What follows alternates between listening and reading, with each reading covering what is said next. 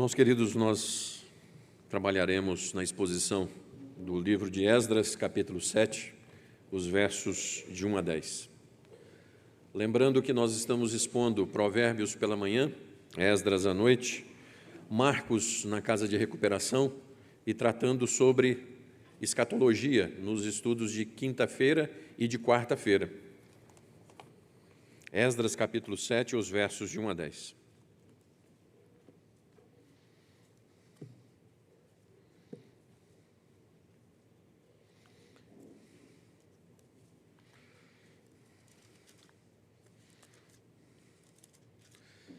Amada congregação do Senhor Jesus, assentada como está, por favor, acompanhe a leitura do texto, quando diz assim: Passadas essas coisas no reinado de Artaxerxes, rei da Pérsia, Esdras, filho de Seraías, filho de Azarias, filho de Euquias, filho de Salum, filho de Josadac, ou Zadok, filho de Aitube, filho de Amarias, filho de Azarias, filho de Meraiote, filho de Zeraías, filho de Uzi, filho de Buqui, filho de Abissua, filho de Finéias, filho de Eleazar, filho de Arão, o sumo sacerdote. Este Esdras subiu da Babilônia.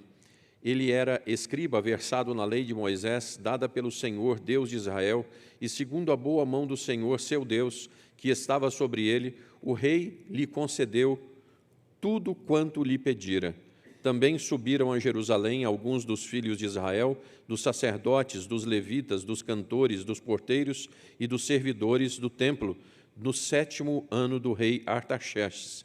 Esdras chegou a Jerusalém no 5º mês, no 7º ano deste rei, pois no 1º mês partiu da Babilônia e no 1º dia do 5º mês chegou a Jerusalém, segundo a boa mão do Senhor, seu Deus, sobre ele. 10, irmãos, todos juntos. Porque Esdras tinha disposto o coração para buscar a lei do Senhor e para cumprir e para ensinar em Israel os seus estatutos e os seus juízos. Oremos. Deus Santo, Tu sabes, ó Pai, o quanto a palavra do Senhor é pura e simples. O Senhor sabe, ó Deus, o quanto a mensagem a ser pregada é objetiva. Mas, ó Deus, não permita que nós tratemos isso como algo corriqueiro, como algo que não pode fazer o maior de todos os milagres. Senhor nosso Deus, venha sobre nós nesse momento, com a Tua espada, e crava ao nosso coração a Tua vontade. Nos permita, Senhor, ter a certeza que no domingo à noite o Senhor esteve aqui e tratou conosco. Ó Deus, somos o Teu povo, para onde iremos nós, se só Tu tens as palavras de vida eterna? Então fala-nos, ó Deus, fala-nos, nós clamamos por Ti mesmo, para a Tua glória mesmo, em nome de Jesus. Amém. Irmão G.S. Lee, ele diz assim: Deus é amor e a lei é a maneira pela qual Ele nos ama. No entanto, também é verdade que Deus é lei e o amor é a maneira pelo qual Ele nos governa. Lei de Deus, irmãos, lei de Deus. Tiago 2,19. Crês tu que Deus é um só? Fazes bem, até os demônios creem e temem. Mas não adianta, então, só crer e temer. Tiago 2,26 vai dizer assim: porque assim como o corpo sem espírito é morto, assim também a fé sem obras é morta. Desta feita, a lei de Deus deve significar o tripé proposto em Esdras 7,10. Qual é o tripé? A lei demanda estudo, prática e ensino. Lei de Deus demanda estudo, prática e ensino. Não se pode praticar o que não se sabe. Não se pode ensinar o que não se sabe. Não se pode não estudar e ensinar se você tem que viver a palavra de Deus.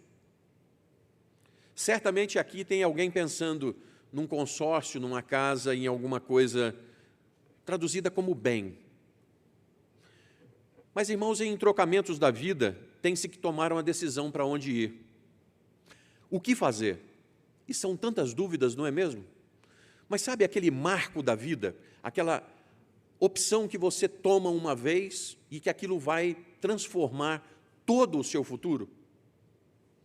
Pois bem, essa perícope apresentará uma das melhores escolhas que alguém pode optar na vida. Porque refazimento, irmãos, é uma coisa horrível. E essa palavra soa assim ruim, né? Mas está correta, viu? É refazimento. Você refazer as coisas é horrível. Então, o que eu posso optar na vida para que seja bênção? Verso 10 vai dizer assim: porque Esdras tinha disposto o coração para buscar a lei do Senhor, e para cumprir e para ensinar em Israel os seus estatutos e os seus juízos. Irmãos, nós começamos com uma explicativa. Por quê? Por que Esdras alcançou as vitórias que alcançou? Porque ele se dispôs a buscar a lei de Deus, a ensinar, a praticar, a viver essa lei. Assim, lembre-se que a lei de Deus são os 10 mandamentos e, igualmente, toda a Escritura, donde não cairá um tio ou uma vírgula. Matthew Henry, o puritano, comentando esse texto, ele diz que as Escrituras Sagradas, por serem uma regra tanto de nossos deveres para com Deus, como de nossas expectativas a respeito dele, são de muito maior utilidade e benefício para nós do que o dia ou a noite, do que o ar que respiramos ou a luz do sol. A lei é importante para nós, irmãos. Então, qual é a sua relação hoje com a palavra de Deus? Qual é a sua relação hoje com essa palavra? O quanto de compromisso você tem com essa palavra? Billy Graham, na sua autobiografia, ele conta como martianamente a Bíblia estava sendo colocada como uma palavra que contém o dito de Deus, e ele foi na linha contrária. Ele não disse que a Bíblia contém a palavra de Deus. Ele bateu firme e disse: a Bíblia é a palavra inerrante e autoritativa de Deus. E aquele grande homem de Deus conta como o ministério e a vida dele mudaram. Meu irmão, o que você fincou na sua vida com relação à palavra de Deus ser para você? O que ela é? Porque Esdras tinha disposto o coração a buscar, cumprir e ensinar a lei de Deus. Essa é a razão de tudo aquilo que aconteceu de bênção anteriormente. Então, nós veremos isso aqui. Queridos, os antinomistas dos nossos dias, antinomistas são aqueles que dizem que a lei não vale mais nada. Nós somos evangélicos sob a graça.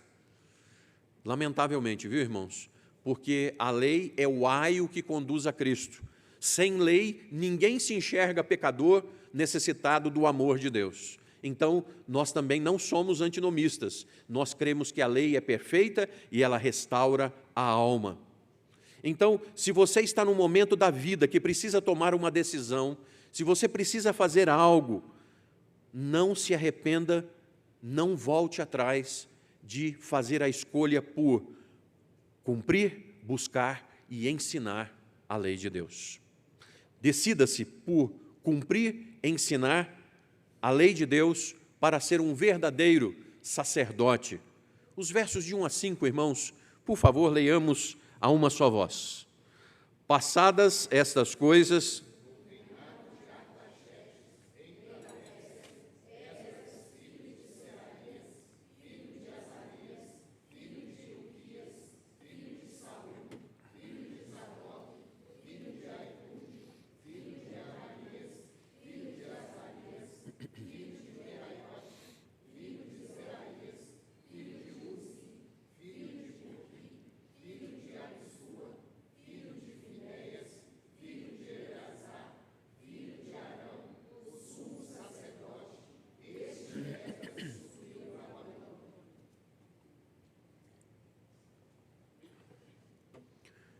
dentre um dos princípios fundamentais defendidos pelos reformadores, está o sacerdócio universal dos fiéis ou o sacerdócio de todos os crentes. Todo cristão de fé bíblica já ouviu falar no sacerdócio universal. Os outros princípios dos quais decorre esse são as Escrituras como norma de regra para fé e prática e a salvação mediante a fé única e alicerçada na obra redentora de Cristo.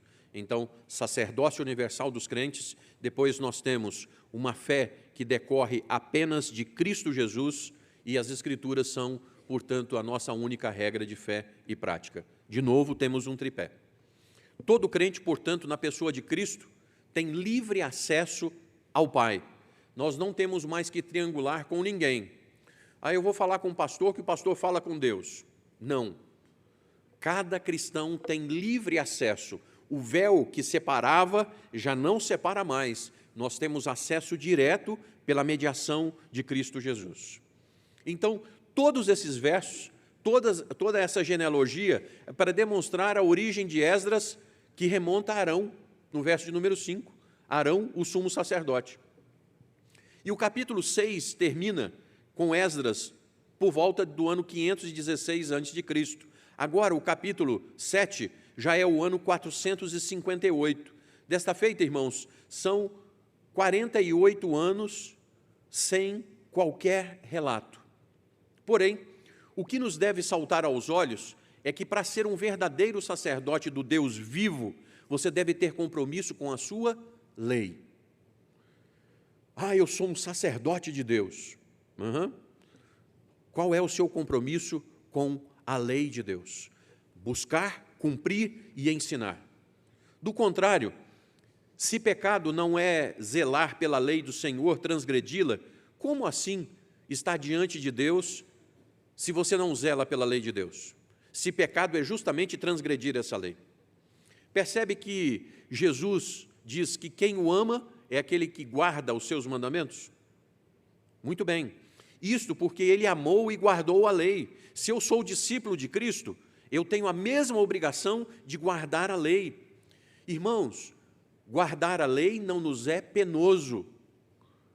A maioria dos crentes hoje, quando você trata de lei, nossa, eu quero alguma coisa melhor. Não existe coisa melhor do que você entrar sob a graça de Deus, redentora, de uma lei que abençoa.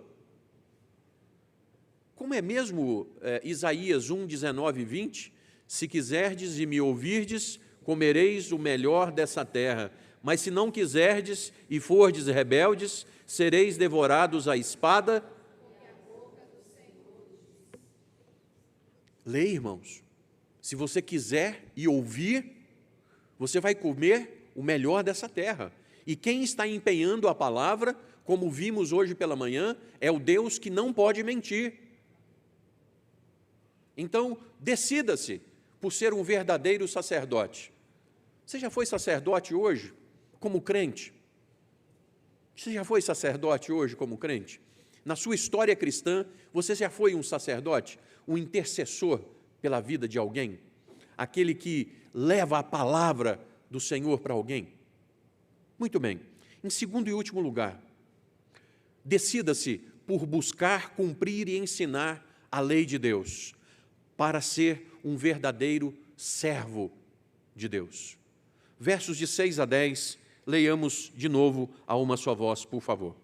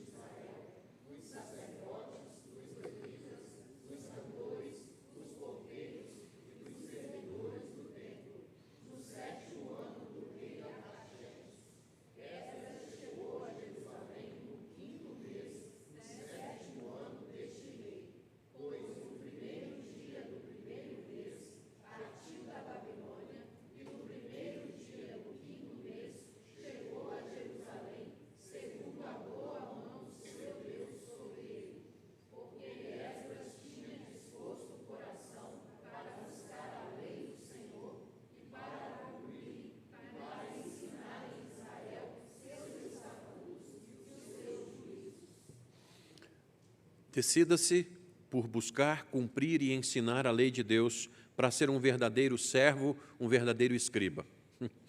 Escriba, entre os judeus, era aquele que lia e interpretava as leis. Um profissional que copiava os manuscritos e o escrevia os textos. Ou seja, para interpretar, ele tinha que conhecer. Para conhecer o todo, ele tinha que conhecer o autor. Com o tempo copiando, era mais fácil, né?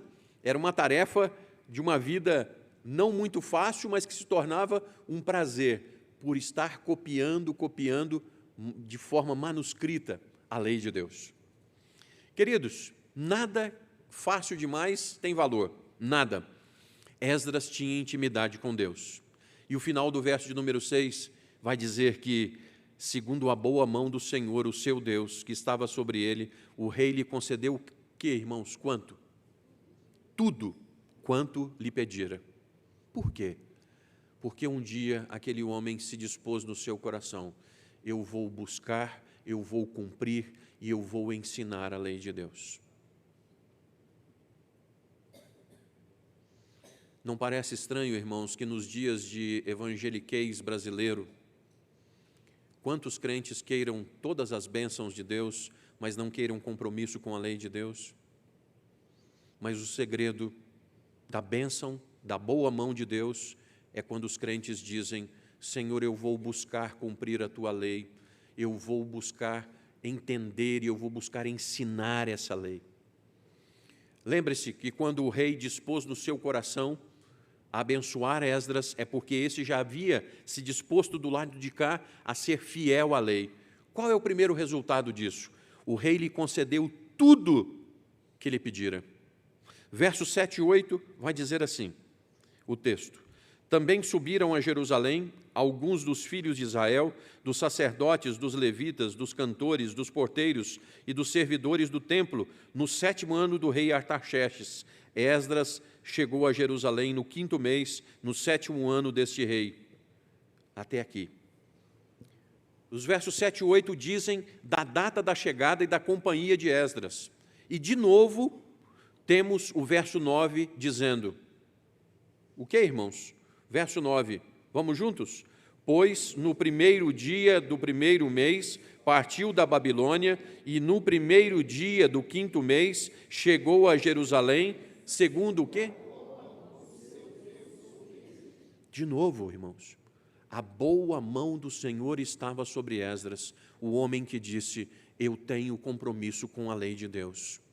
O Deus Todo-Poderoso do lado de cá, eu tenho compromisso com este homem que tem compromisso com a minha lei. O senhor Jaime gosta muito de dizer o seguinte: as pessoas querem as bênçãos, né? Mas a obrigação não é nada, né, senhor Jaime? Mas o texto sagrado nos diz: tenha compromisso com a lei de Deus. Seja um crente diferente, um crente da época pós-moderna diferente. Eu vou pagar um preço para estar com essa lei. Então, do 1º ao 5º mês, são quase 5 meses de viagem. E nós estávamos escrevendo a respeito dessa viagem. Cenas dos próximos capítulos, né? Que viagem empolgante.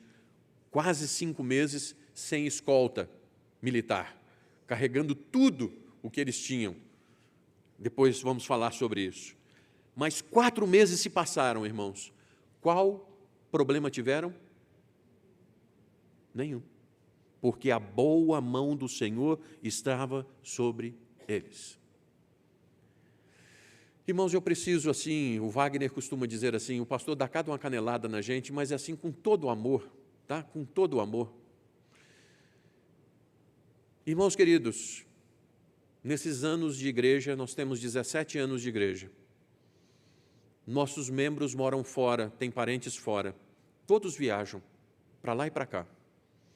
Aí o indivíduo vai e volta, não fura um pneu e é incapaz de dizer: a boa mão do Senhor esteve sobre nós. Será que nós vamos precisar perder, irmãos, a guarda de que nem um pneu fura para nós sermos gratos pela boa mão do Senhor que tem estado sobre nós? É bom dispor o coração a obedecer a Deus, a guardar aquilo que ele tem mandado. O custo-benefício vai ser sempre vantajoso, sempre vantajoso. Então, Esdras se dispôs no coração para buscar a lei do Senhor e para cumprir e para ensinar em Israel os seus estatutos e os seus juízos. A lei de Moisés era muito importante e reconhecida no mundo de então. Ao que parece, Artaxerxes comissionou Esdras a ser professor dessa lei, irmãos. Sapo na lagoa, né? Esdras, seja o meu representante no meu reinado como o escriba-chefe que vai ensinar o povo a lei de Deus. Quer dizer, Esdras, faz aquilo que você mais está querendo. Vocês já pensaram em receber salário, ter posição social para fazer algo que o seu coração ama? Isso é possível com Deus na sua frente, com você fazendo a escolha para servir a Deus. Irmãos, vez por outra, eu vejo pessoas patinando, pessoas com dificuldades. E são fatos em épocas da vida. Todos nós aqui já passamos por encruzilhadas que o negócio estava. Qual é a opção nesse momento? Sabe qual é a opção natural que a maioria faz? Sair da presença de Deus. Às vezes eu olho daqui, cadê fulano, cadê Beltrano, cadê tal? E a gente vê que está precisando, Qual é a única forma de Deus mudar a história? É o sujeito dizendo o seguinte: a partir de hoje, Deus, a minha vida muda, porque eu quero ter um compromisso com o Senhor. Eu quero algo diferente na minha vida. Então, irmãos, por favor, Esdras, quando ele se dispôs a buscar, cumprir e ensinar a lei de Deus, o chefe chama e fala assim: escuta, eu vou te pagar um salário triplicado para você fazer o que você já está fazendo, e você vai receber um título aí que você vai ser o mais importante no meu reino para tratar desse assunto. Coisa boa, né? Irmãos, eu quero concluir aqui. Decida-se por buscar, cumprir e ensinar a lei de Deus. Esse é o melhor. Pastor, para um verdadeiro sacerdote, para um verdadeiro escriba e servo. Quantos mestres da lei vocês acham que existiam no cativeiro? Muitos, né? Mas por que Esdras, irmãos? Porque foi escolhido por Deus. Sim, porque ele foi escolhido por Deus. E na responsabilidade humana, ele foi aquele que decidiu buscar, cumprir e ensinar a lei de Deus. Entenda a soberania de Deus e entenda a responsabilidade humana. G.S. Lee, de novo, aquela frase do início: Deus é amor e a lei é a maneira pela qual Ele nos ama. No entanto, também é verdade que Deus é a lei e o amor é a maneira pela qual Ele nos governa. Outro sim, querido ouvinte, quem se propõe no coração não é que será perfeito, não, que nunca errará, não é que nunca vai tomar uma decisão errada, não. Mas é que a partir dali existe um compromisso seu com Deus. Deus, eu quero fazer, me ajuda a fazer. É ser a cada instante discípulo de Cristo. Gostamos tanto de sermos chamados discípulos de Cristo, né? O que é ser discípulo de Cristo, irmãos? Ide por todo o mundo, fazei discípulos de todas as nações, batizando-os em nome do Pai, do Filho e do Espírito Santo, ensinando-os a guardar todas as coisas que eu vos tenho dito. E eis que estarei convosco todos os dias até a consumação dos séculos. Então, tem alguém inventando a roda aqui nessa noite? Não, irmãos. Decidir-se por buscar, cumprir e ensinar a palavra de Deus é justamente decidir-se por ser um verdadeiro discípulo de Cristo. Porque se nós não estamos buscando a lei, nós não amamos o Senhor Jesus. Porque se nós não estamos cumprindo a lei, nós estamos negando o discipulado de Cristo. E se nós não estamos fazendo novos discípulos, nós estamos falhando com a missão de Cristo. Você já se decidiu estudar a palavra de Deus? Você já se decidiu? Bom. Você já se decidiu a vivê-la, custe o que custar? Muito bom. Mas você já se decidiu a ensinar a graça revelada nas Sagradas Escrituras? Isso é excelente, porque para poder ensinar, você tem que buscar e tem que viver, para ter autoridade para fazê-lo. Vamos ficar de pé, queridos? Reverendo Vitor, por favor, o senhor vem à frente.